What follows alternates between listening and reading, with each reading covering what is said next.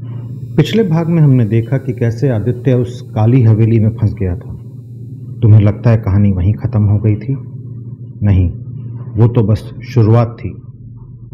10 दिन बाद नई पोस्टिंग पर आई एक और पत्रकार, अन्या वर्मा, दिल्ली की तेज तर्रार रिपोर्टर, जिसने आदित्य की गुमशुदगी की खबर पढ़ी और उस दिन राजगढ़ पहुंच गई।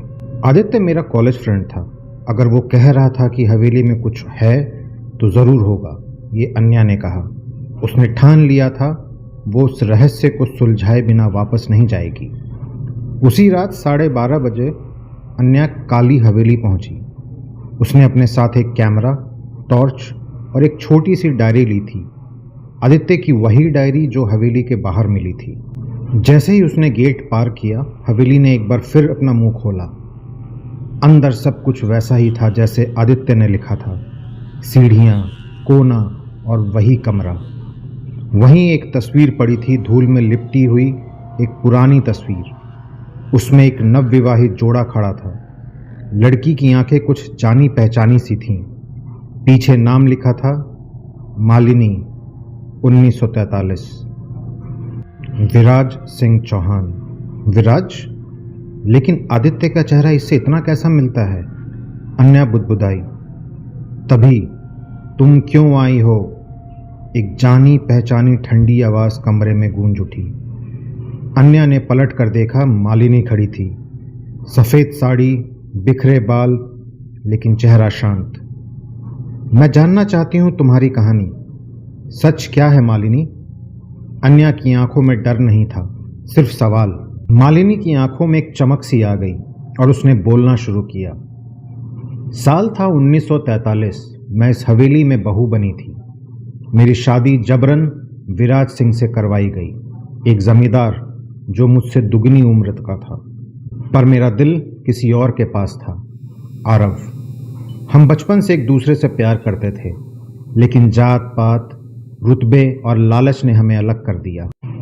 विराज को जब हमारे रिश्ते का पता चला तो उसने मुझे इस कमरे में कैद कर लिया और एक रात इसी कमरे में आग लगवा दी।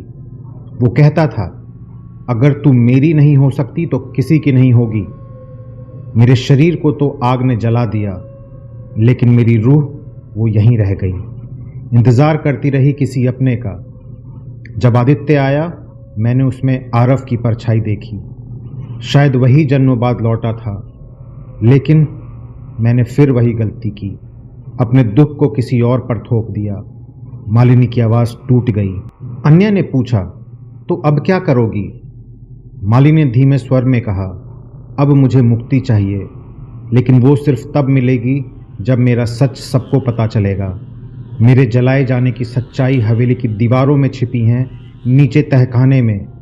सच उजागर करो अन्या, तभी मैं और आदित्य दोनों आज़ाद होंगे। तभी हवेली की दीवारें हिलने लगीं, ज़मीन कांपी और दीवार का एक हिस्सा गिर गया। पीछे एक छुपा हुआ दरवाज़ा था। अन्या ने टॉर्च से भीतर झांका। एक पुरानी संदूक, कुछ जले हुए कपड़े और एक अध जला खत, जिस पर लिखा था, मालिनी को जिंदा जला दिया गया है आज रात। आत्मा भी चैन से नहीं रह पाएगी, आरव। अन्या की आंखों में आंसू थे। उसने वो खत कैमरे में रिकॉर्ड कर लिया। पीछे से मालिनी की मुस्कान की गूंज सुनाई दी, अब मेरा वक्त आ गया है। और जैसे ही हवेली में सुबह की पहली किरण पड़ी, मालिनी का साया एक रोशनी में बदल गया और धीरे धीरे हवा में विलीन हो गया। क्या ये अंत था? नहीं, क्योंकि जैसे ही अन्या बाहर निकली, उसे एक नोट मिला, उसी जगह जहां आदित्य की डायरी थी। उस पर बस एक ही लाइन थी, तुम्हारे लिए मेरा इंतज़ार अब इस जन्म में होगा, अन्या। और ये खत था आदित्य का। क्या हुआ अन्या का? क्या आदित्य को मुक्ति मिली? आदित्य ने ये खत क्यों लिखा था? ये सब सच से पर्दा उठेगा हमारे अगले भाग में। तब तक इस चैनल को लाइक करें, सब्सक्राइब करें और जितना चाहे शेयर करें। धन्यवाद दोस्तों।